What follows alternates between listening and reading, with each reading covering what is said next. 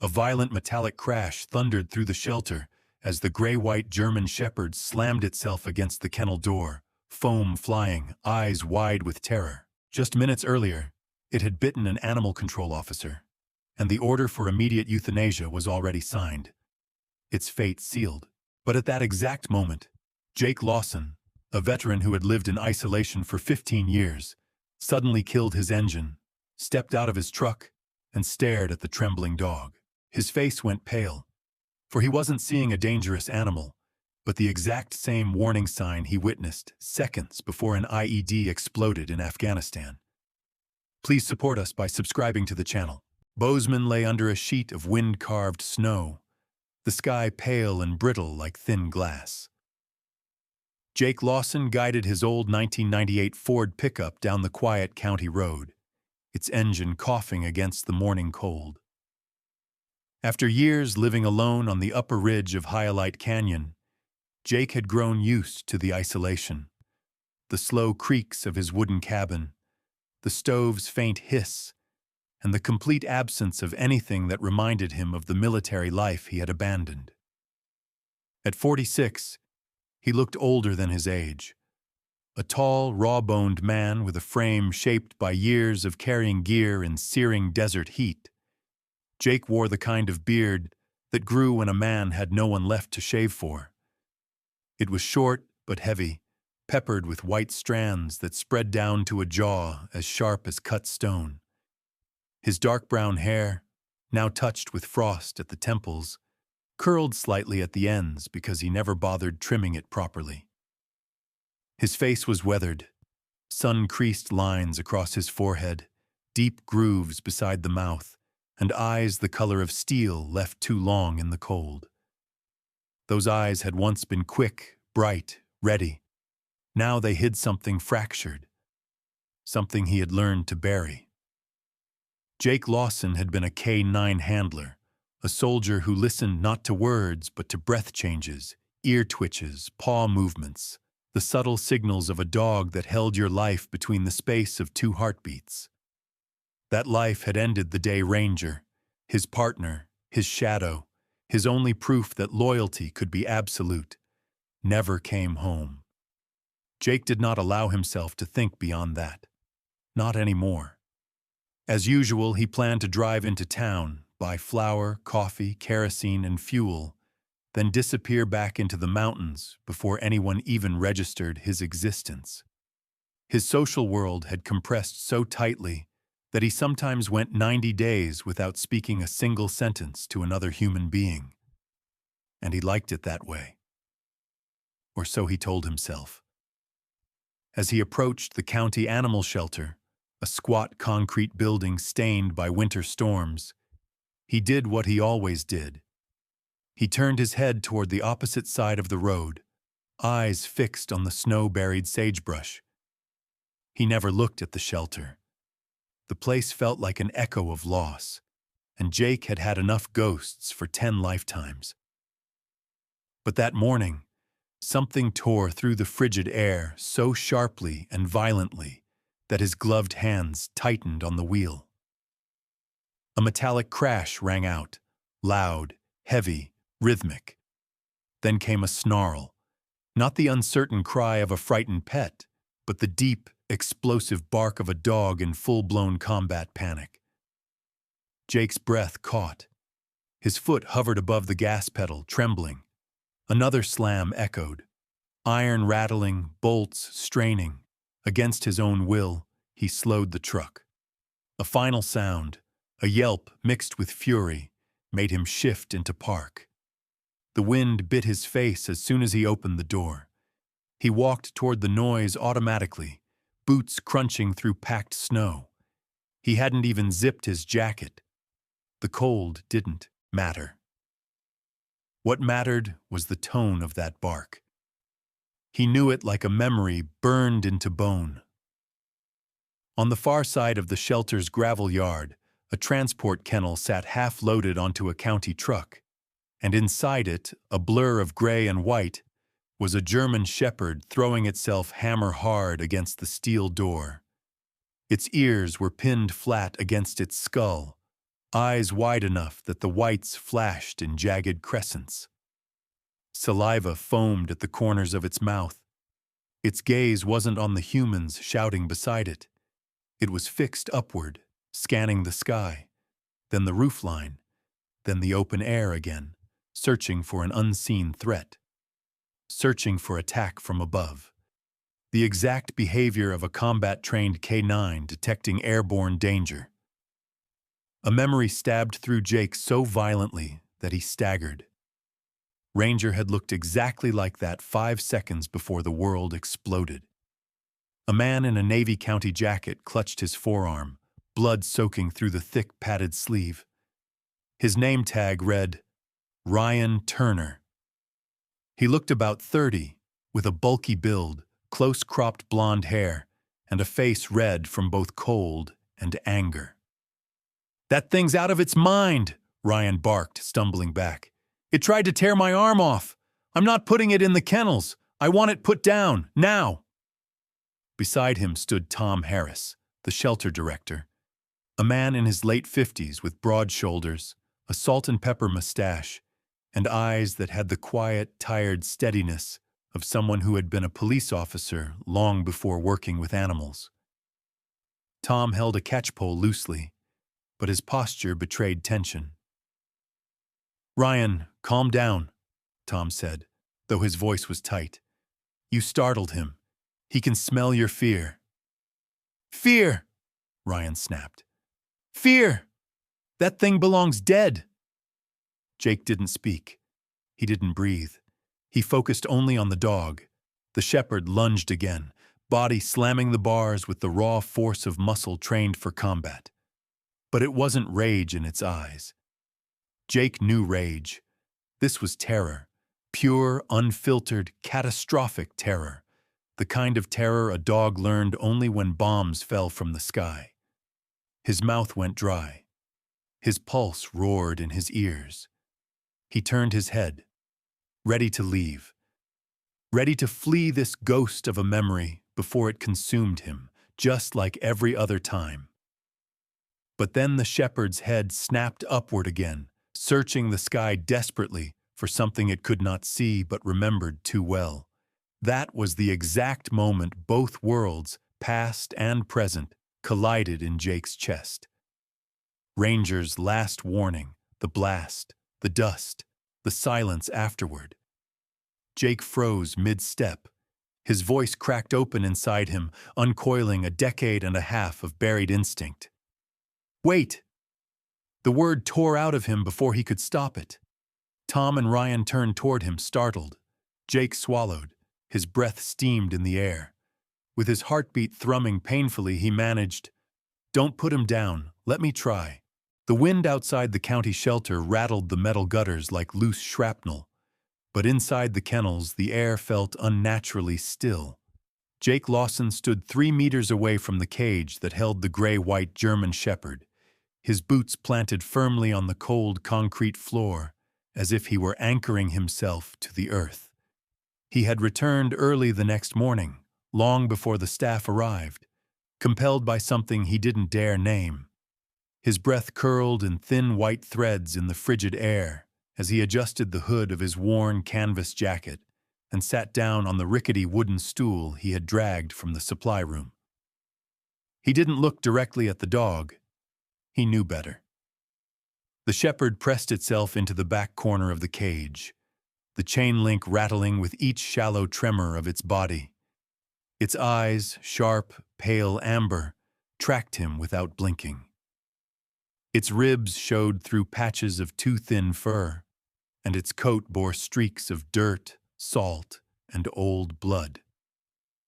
Jake judged it to be around 4 or 5 years old, young enough to be lethal and old enough to have endured more violence than any creature deserved.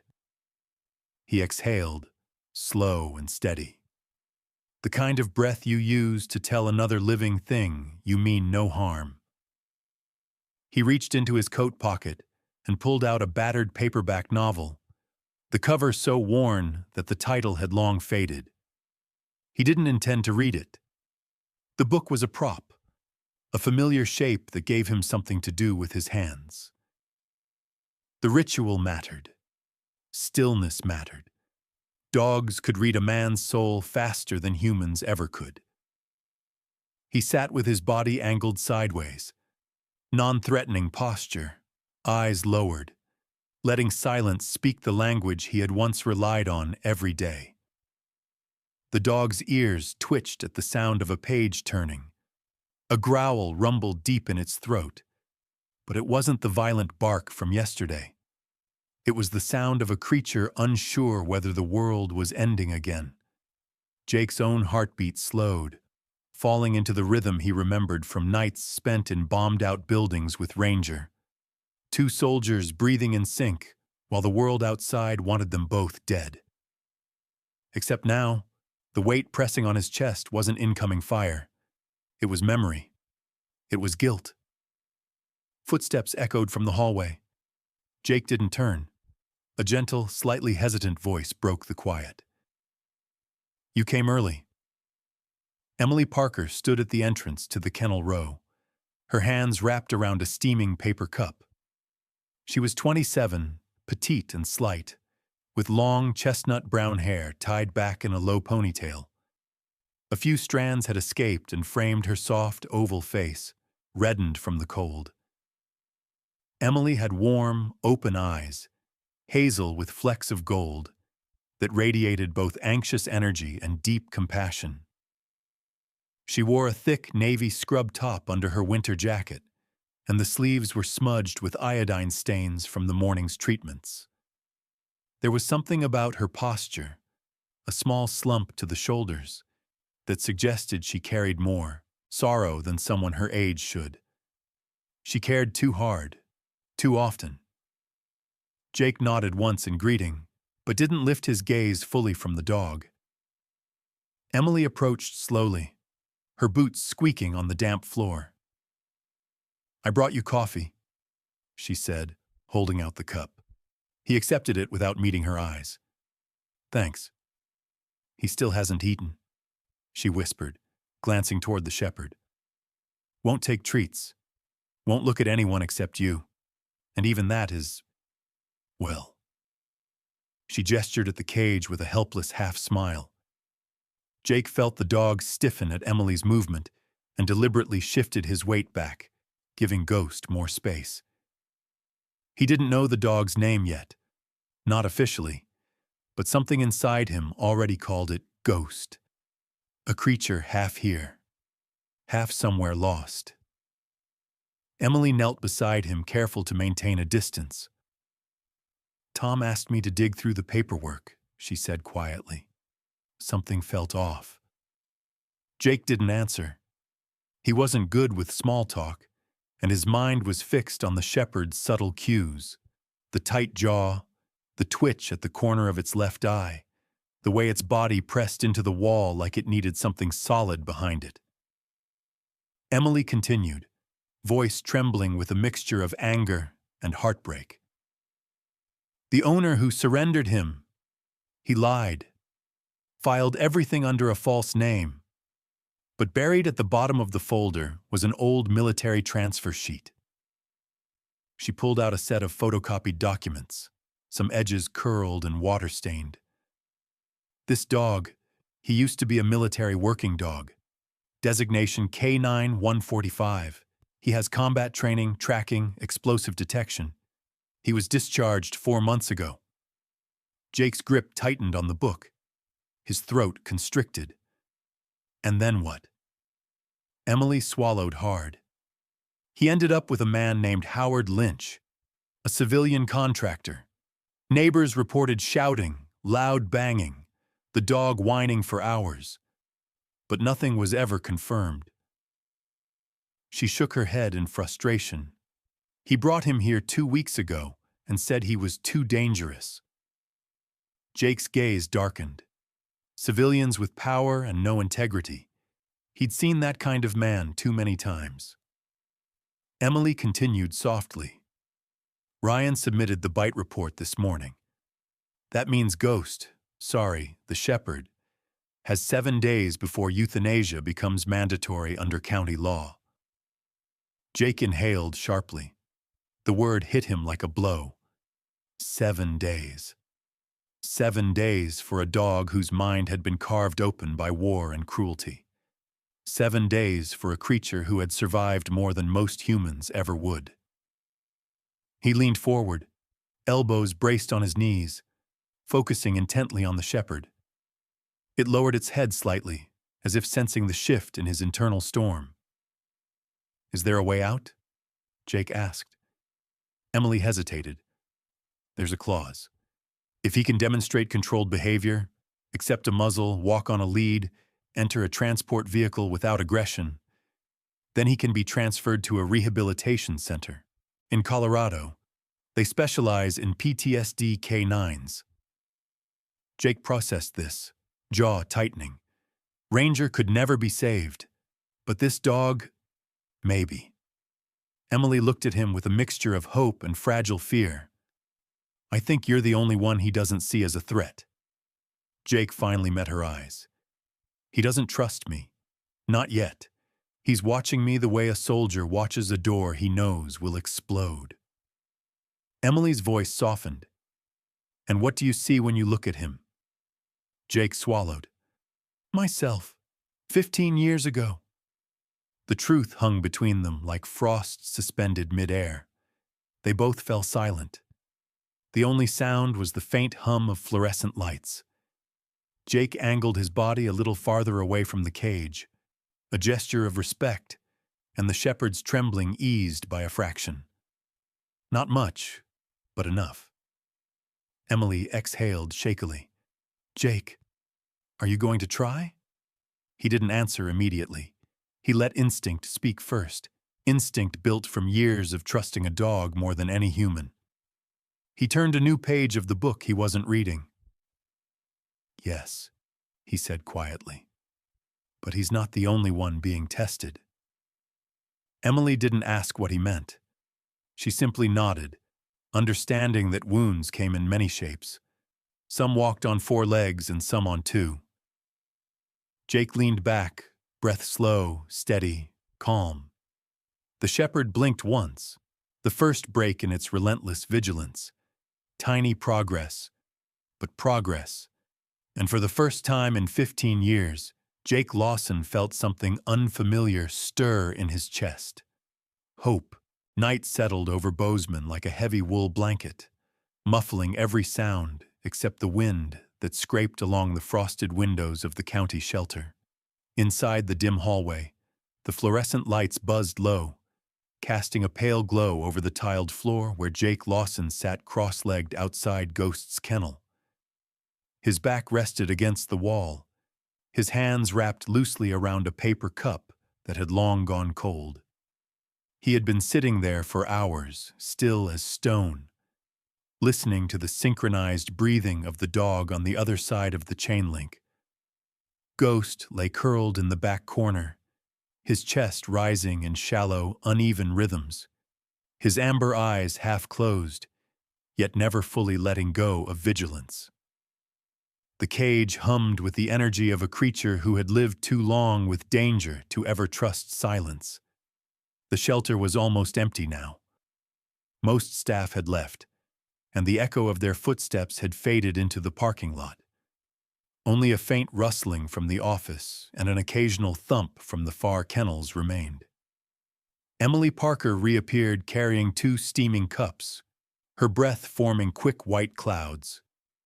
Her cheeks were reddened from the cold, her chestnut hair slightly damp from melted snowflakes.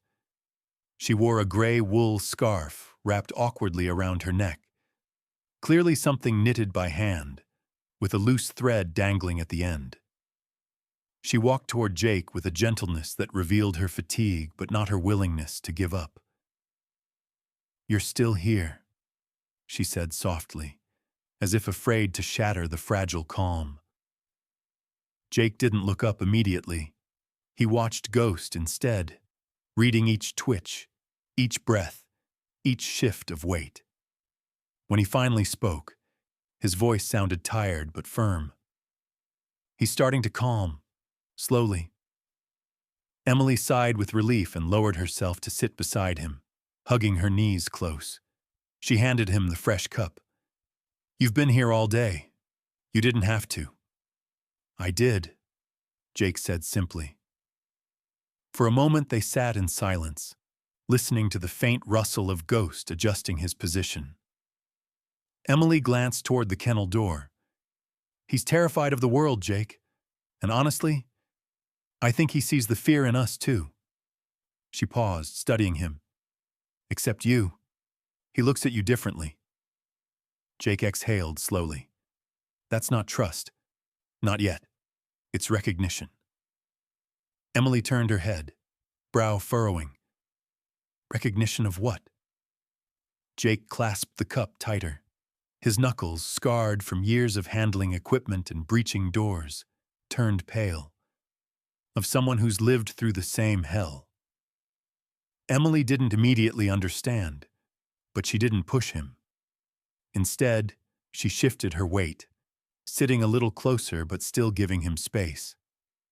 Her presence was calm, steady, a quality rare in people and essential in moments like this.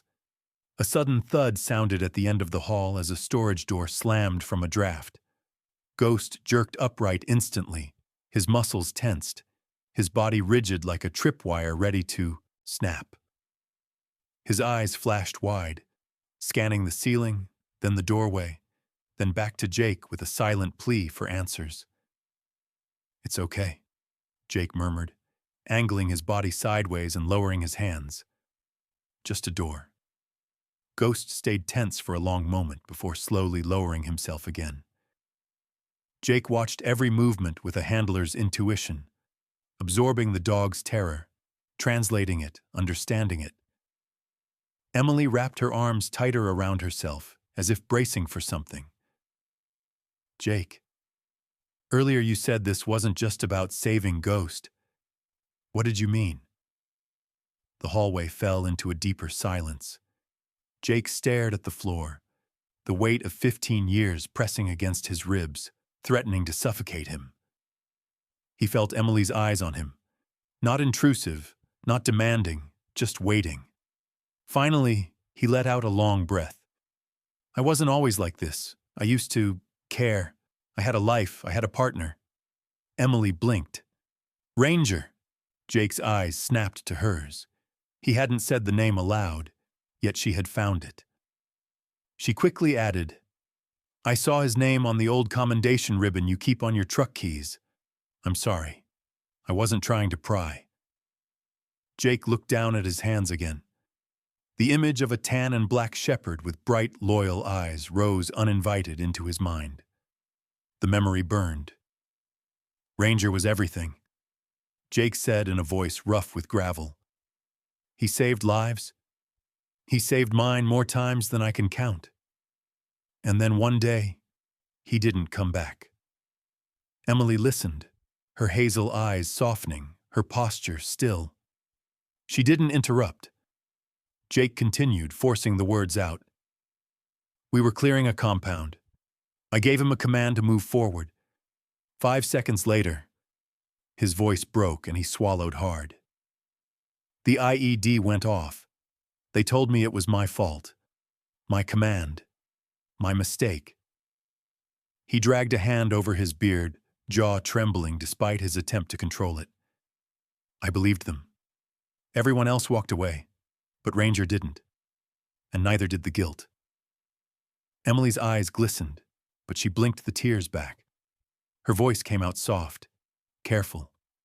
Jake, you don't know it was your fault. I do, he whispered, because I gave the command. Following protocol isn't a crime. She leaned slightly toward him, choosing her words with precision. You did what you were trained to do, and Ranger did what he was trained to do. Protect you, no matter what. Jake let out a bitter laugh, low and humorless. Yeah, he protected me so I could spend the next 15 years pretending to live. The weight of the admission lingered like frost in the air. Ghost watched them both, his head raised slightly. His ears twitched as if sensing the emotions passing between the two humans. His breathing slowed. Emily reached out, not touching Jake, but placing her hand on the floor beside his in a silent offering of understanding. "You're not running now. That counts for something."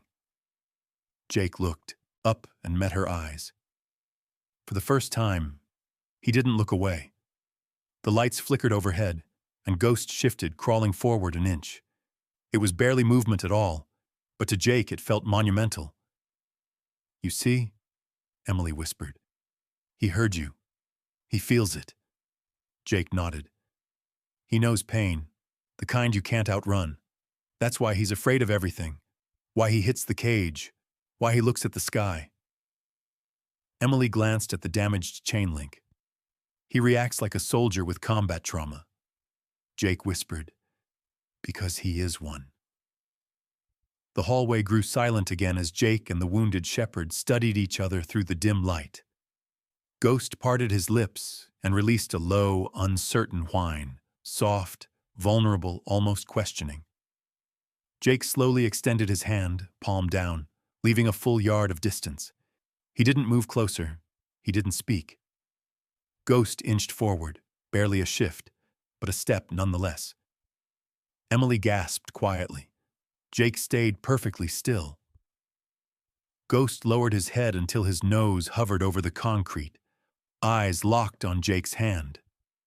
After several tense breaths, he stretched his neck, trembling, and pressed his forehead, gently, hesitantly, against the cold bars closest to Jake's fingers.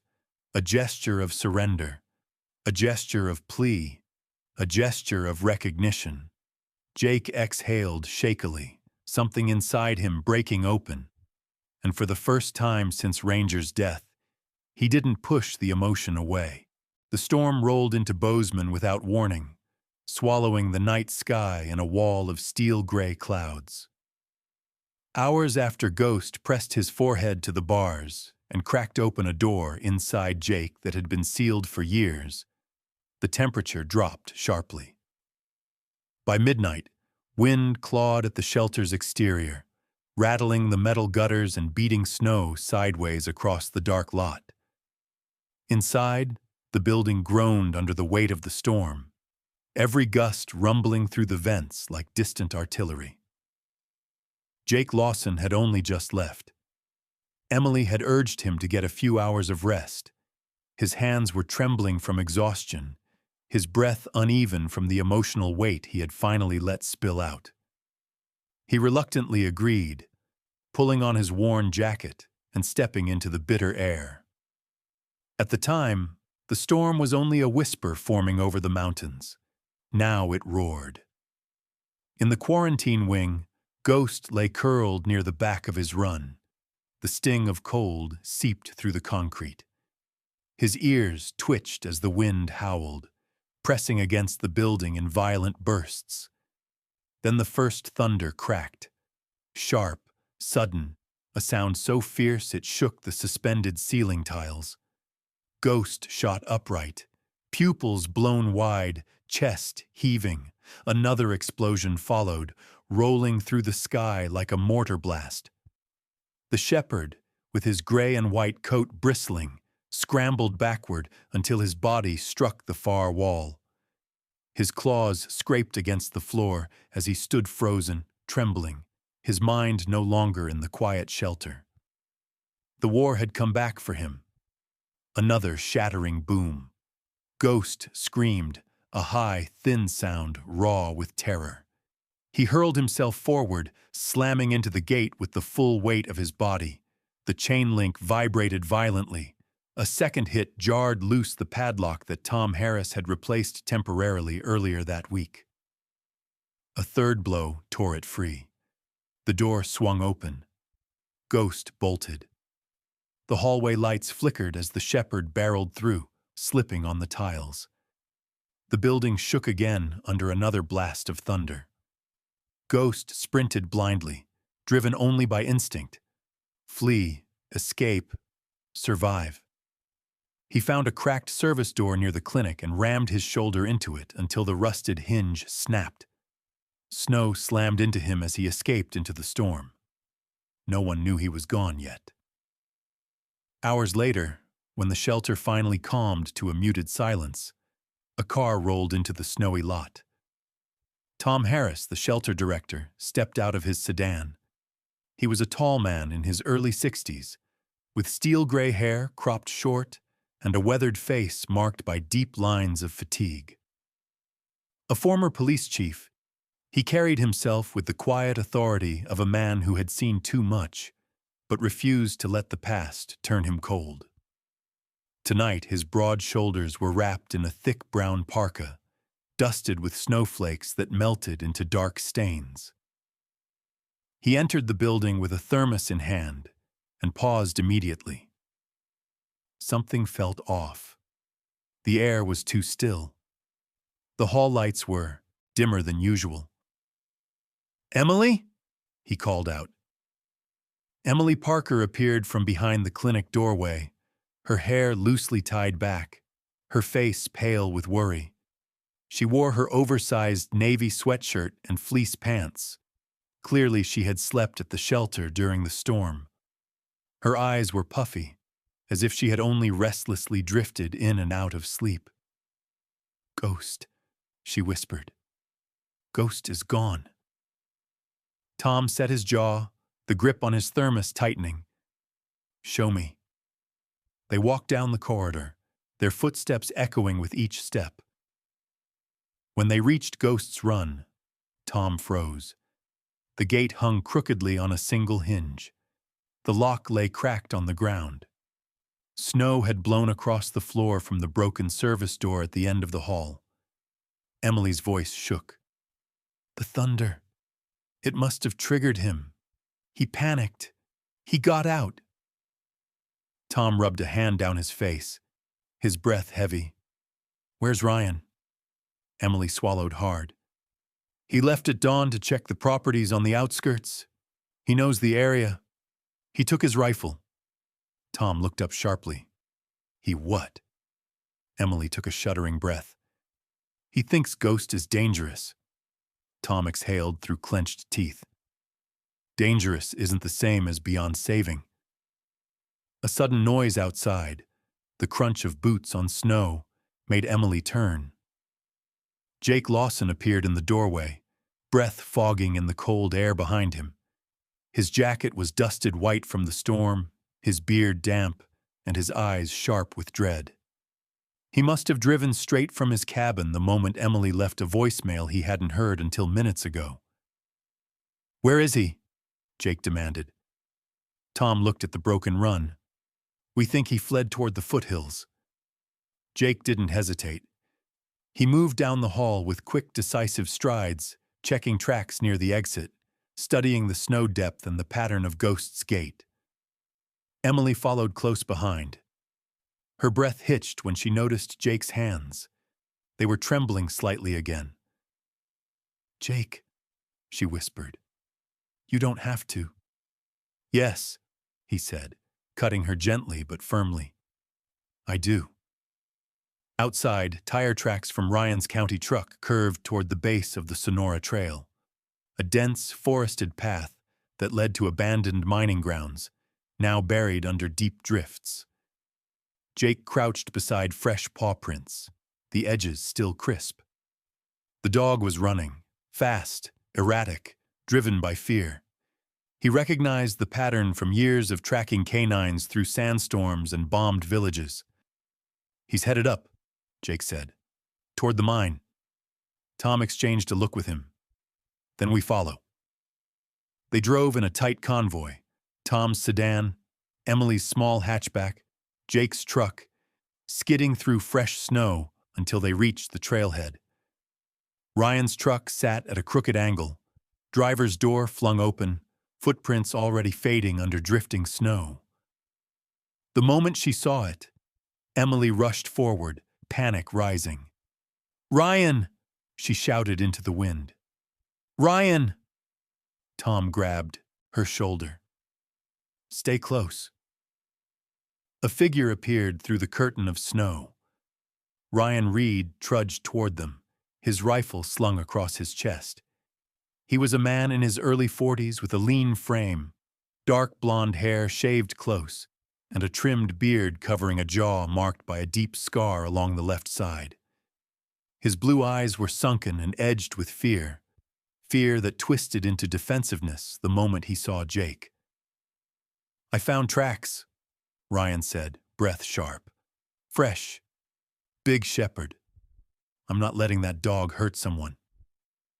Jake stepped forward, squaring his shoulders. "He's not going to hurt anyone." Ryan scoffed. "You weren't there when he lunged at me, Lawson." Jake's expression didn't change. "I know fear when I see it, and I know what it looks like when it takes over. He wasn't attacking you.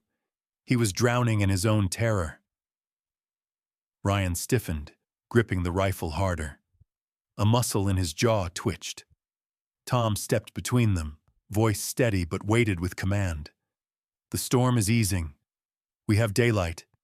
We track Ghost before the cold finishes what fear started." And without another word, Jake moved up the trail, following the prints leading deeper into the mountains. The climb up the Sonora Trail became steeper with every step, the early morning snow crunching beneath Jake's boots in a slow, rhythmic cadence. The storm clouds had begun to break open overhead, revealing slivers of pale light bleeding through like the first faint signs of hope. But the cold still cut through the layers of his jacket, pressing against his ribs with each breath. He ignored the chill, focusing instead on the tracks ahead, deep impressions where Ghost had stumbled, slid, or broken into panicked sprints. His movements had grown more erratic the farther they climbed. Ryan followed several yards behind, his rifle gripped low but tight, his face rigid with conflict.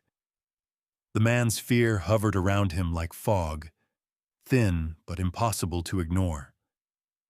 Emily trailed just behind Tom Harris, who moved steadily despite his age, his brows knit with concern. A man who had spent decades managing crises knew this was about more than retrieving a runaway dog. It was about confronting the fears that defined them all. Jake reached a ridge where the trail narrowed. Ghost's prints veered sharply to the left, leading toward a rocky drop-off. He crouched, examining the trail's edge. The snow here was disturbed in long, dragged sweeps. His stomach tightened. "He fell," Jake murmured. Tom stepped beside him, squinting into the ravine below. "Is he alive?" Jake scanned the drop, roughly 20 feet, and spotted movement at the bottom. A gray and white shape lay hunched against the rock wall. Ghost was collapsed in a half-curled position, his back right leg pinned beneath a twisted piece of rusted rebar jutting out from a broken slab of rock. Snow drifted lightly onto his trembling body. "He's alive," Jake said, the words almost a breath. Emily inhaled sharply. "We have to get down there." Ryan shook his head. "That ravine wall is unstable. One wrong move and we'll all fall." Jake didn't look at him. "I'll go." Emily reached out, grabbing Jake's sleeve. "Jake, wait. Think this through." He slowly turned to her. Her face, pale, worried but determined, reflected the concern she didn't know how to voice. She was young compared to Jake, but not naive. The exhaustion under her eyes carried experience well beyond her years. Snowflakes clung to her brown lashes, and her breath formed trembling white clouds. "He needs someone he recognizes," Jake said, his voice steady. "Someone who knows how to handle a combat dog in panic." Tom nodded. "Be careful. Every sound echoes down there. He's terrified." Jake tested the edge, then lowered himself onto the shale slope. The rocks shifted beneath his weight, sliding in small cascades. He gripped a protruding root, sliding down with controlled precision, his boots digging into the unstable terrain. A rush of cold air hit him as he descended, bringing with it the scent of damp stone and Ghost's sharp, distressed panting. When Jake reached the narrow shelf 50 feet above the ravine floor, he crouched, studying the last drop. The fall wasn't safe, but it was necessary. He turned sideways, bracing a hand against the rock, and lowered himself down. The impact jarred his legs, but he stayed upright. Ghost lifted his head instantly. His eyes, wide and wild, flicked between the ravine wall and the newcomer. His ears flattened, and his body tensed in a way Jake recognized all too well. The readiness to strike, not out of aggression, but pure desperation. Jake slowly unzipped his jacket and let it fall open, revealing the dark flannel underneath. He kept his posture low, his voice soft enough that the wind barely carried it. "It's me, Ghost. Easy. I'm here." Ghost's hackles rose, trembling with fear, but he didn't lunge. His breathing was ragged, each exhale a shudder through his battered frame. His right hind leg bled through the fur where sharp metal dug into it. Jake crouched at a slow, steady pace, feeling every muscle in Ghost winding tight like a spring. "You're hurt," he murmured. "You're scared. I know that feeling." Ghost whimpered, a sound that hit Jake harder than any blast he'd ever survived. Above, Tom and Emily peered down, tense and unmoving. Emily whispered under her breath, "Come on, Jake." Jake reached into his belt and pulled out a long strip of dark leather, his old belt, strong, worn, and familiar. He looped it gently, turning it into a loose slip lead. "This is just to help you stand," he said softly, knowing Ghost couldn't understand the words, but would hear the cadence, the calm. He edged closer on his knees. Ghost's lips curled reflexively, but his growl lacked true force. Jake paused, letting Ghost smell his presence. "You pressed your head to me," Jake whispered. "Do you remember that? You chose to trust me, so trust me now." Ghost's breathing softened, just slightly, but enough. Jake slowly slid the loop over Ghost's head, tightening it gently. He then lowered himself beside the trapped leg. The rebar held Ghost pinned. Jake tested it, hands scraping against rust and frozen metal. "It's caught deep," he said under his breath. "You didn't deserve this, soldier." Jane braced both hands on the largest rock fragment and pulled. The strain sent sharp pain through his shoulders. Ghost yelped as pressure shifted. Jake froze. "I know," he murmured. "I know it hurts. Hold on."